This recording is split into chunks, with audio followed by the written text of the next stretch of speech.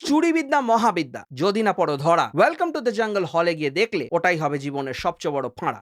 এখন বাজে রাত 12:50 এবং একটু আগে আমি দেখে ফিরলাম ওয়েলকাম টু দ্য জঙ্গল। একটা কথা বলতেই হয়, এই ছবিটা নিজের চুরি ঢাকতে বিশেষ চেষ্টাও করেনি। এই যে ধামাল বা হাউসফুল বা ওয়েলকাম বা মাস্তি, এই সিরিজের যতগুলো ফিল্মস আছে সেগুলো যতই এন্টারটেইনিং হোক, একটা কথা আপনারা অস্বীকার করতে পারবেন না, এগুলো একদমই অরিজিনাল হয় না। এই ছবিগুলোর ম্যাক্সিমাম গ্যাগস ওয়েস্টার্ন ফিল্মস থেকে নেওয়া হয়, কিন্তু ওয়েলকাম টু দ্য জঙ্গলে মোটামুটি পুরো প্লটটাই চুরি। তো এই বিষাক্ত বিভৎস সিনেমাটা দেখে আমার কেমন লাগলো চলুন আপনাদের সাথে শেয়ার করি।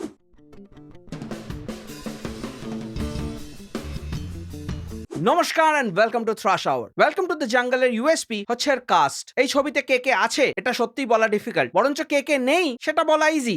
বলিউডের যদি পুরো রস্টার দেখেন, তার বোধহয় 60% অ্যাক্টরই এই ফিল্মে আছে। ডিরেক্টর বোধহয় নিজেও জানতেন না যে কাদের কাদের সাইন করেছেন। আম্বানির বিয়েতে এত লোক যায়নি যতজন লোক এই ফিল্মে আছে, এবং গোটা কাস্টকে কোনো স্ক্রিপ্ট ধরানো হয়নি, শুধু পে চেক দেওয়া হয়েছে। আমরা ইউজুয়ালি বলি কেউ প্রপার স্ক্রিন টাইম পায়নি, এখানে কেউ স্ক্রিন স্পেসও পাচ্ছিল না। মানে প্রত্যেকে একে অপরের সাথে লড়াই করছে স্ক্রিনে থাকার জন্য। এতটাই কনজেস্টেড কাস্ট, করোনার সময় লোকের এত সর্দি হয়নি যতজন এখানে কাস্টে ছিল। এমন এমন লোকজন আছে যাদের বোধহয় কবর খুঁড়ে আনতে হয়েছে, মানে সেই পুনিতি স্যার, অর্জুন, না এনারা সবাই ভালো অ্যাক্টর, সেই নিয়ে আমি কোনো কথা বলছি না। কিন্তু প্রবলেমটা হচ্ছে এক্সপায়ারি ডেট পার করে যাওয়া জেলুসিল খেলে অম্বল কমে না, বাড়ে। এখানে যে যে অ্যাক্টররা রয়েছে তারা সবাই way past that expiry date. Paresh রাওয়ালকে দেখে মনে হচ্ছে ওনাকে স্যালাইন দিতে হবে। জ্যাকি শ্রফকে দেখে মনে হচ্ছে ওনাকে বোধহয় এই বুঝি নার্কোটিক্স এর টিম এসে ধরে নিয়ে যাবে। বেচারা এই বয়সে কি খাচ্ছে উনিই জানেন। ওটাকে ডায়েটিং বলে না, ওটাকে শরীরের এগেনস্টে রাইটিং বলে।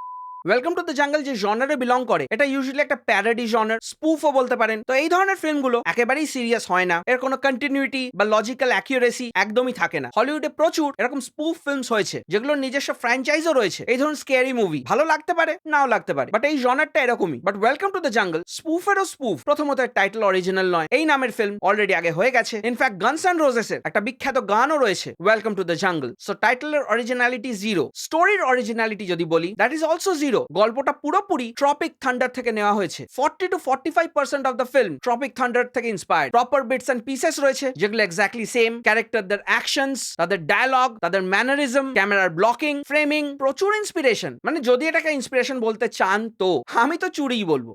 এবং শুধু যে প্লটটা কপিড এরকম নয়, এর মধ্যে যে সাবপ্লটস আছে, যে জোকস আছে, যে গ্যাগস গুলো রয়েছে সেগুলোও কপিড। মানে ফুল অন মেটা রেফারেন্স হিসেবে চালিয়ে দেওয়া হয়েছে। হেরাফেরি, ধামাল, ফের হেরাফেরি, ওয়েলকাম, নানান ফ্র্যাঞ্চাইজ থেকে বিটস এন্ড পিসেস নেওয়া। বেসিক্যালি এই সিনেমার ক্যারেক্টার গুলোকে স্টাডি করার কোনো মানে হয় না। যে জোকস গুলো রয়েছে কয়েকবার ঠিকঠাক ল্যান্ড করেছে, মাঝে মধ্যে হাসবেন, কয়েকটা ডায়লগ একটু ফানি, বাট সেগুলোকেও বারবার রিপিট করে তার নভেলটি নষ্ট করে দেওয়া হয়েছে। ভেটারান অ্যাক্টরসরা রয়েছেন যাদের কমপ্লিটলি ওয়েস্ট করে দেওয়া হয়েছে। ডায়লগস ক্ল্যাশ করছে, ওভারল্যাপ করছে, লিপসিঙ্ক এরার ভর্তি। এই ছবিটা দেখতে যাওয়ার আগে বা দেখে আসার পরে দয়া করে একবার ট্রপিক থান্ডার দেখে নেবেন। এই film within a film concept, এই গরিলা স্টাইলে শুট করার কনসেপ্ট, শুট করতে গিয়ে টেররিস্টদের হাতে পড়ার কনসেপ্ট, দেন অ্যাক্টরসদের মধ্যে ক্ল্যাশ, এগুলো সিন বাই সিন কপি করে দেওয়া হয়েছে। ছবির ব্যাকগ্রাউন্ড স্কোর বা গান এগুলো আলাদা করে কিচ্ছু বলার নেই, অরিজিনাল ওয়েলকামের আশেপাশেও আসে না। এবং ছবিতে দলের মেহেন্দি কি করছিলেন উনি নিজেও জানেন না। ওর চেয়ে একটা মেহেন্দি আর্টিস্টকে নিয়ে নিলে বেটার হতো। এর চেয়ে বেশি অ্যাক্টিং উনি মৃত্যুদাতাতে করেছিলেন।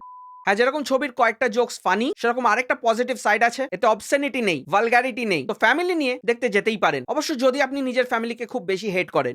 যেহেতু এটা একটা স্পুফ মুভি, এখানে প্রচুর মেটা রেফারেন্সেস পাবেন। বহুবার ধুরন্ধরের মেনশন আছে। ইনফ্যাক্ট ধুরন্ধরের কিছু গানের প্যারোডি অবধি রয়েছে যেগুলো না ফানি না সিরিয়াস। এবং এই ছবির আরেকটা লাস্ট পজিটিভ সাইড হচ্ছে এর অনেস্টি।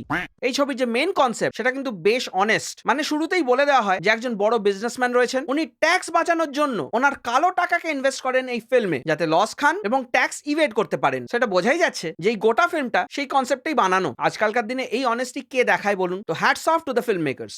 তাই জন্য আমি ওয়েলকাম টু দ্য জঙ্গলকে 1 দেব আউট অফ 10। এই ফিল্ম নিয়ে আর কিছুই বলার নেই। এটা অ্যাবসলিউটলি একটা brain rod film made for brain dead entertainment. কোনো লজিক, অ্যাক্টিং, স্ক্রিপ্ট, স্টোরি কিচ্ছু এক্সপেক্ট করবেন না। ইনফ্যাক্ট হাউসফুল 5 এ যে ল্যাভিশনেস ছিল সেটাও এখানে এক্সপেক্ট করবেন না। একদমই জোড়া তাপ্পি দিয়ে বানানো হয়েছে, ওই 20 দিনের shooting concept. So watch it at your own risk. এই ছিল আমার views and opinions on welcome to the jungle. আশা করছি আজকের এই ভিডিওটা আপনাদের ভালো লেগেছে। যদি ভালো লেগে থাকে তাহলে একটা লাইক, শেয়ার আর সাবস্ক্রাইব করে দেবেন। আপনাদের কোনো মতামত, সাজেশন বা ওপিনিয়ন থাকলে কমেন্ট সেকশনে নিশ্চয়ই জানাবেন। You can follow me on Instagram, Twitter and Facebook. আপনারা দেখছেন থ্রাশ আওয়ার। আমি আপনাদের হোস্ট টম থ্রাশ এবং দেখা হচ্ছে পরের ভিডিওতে।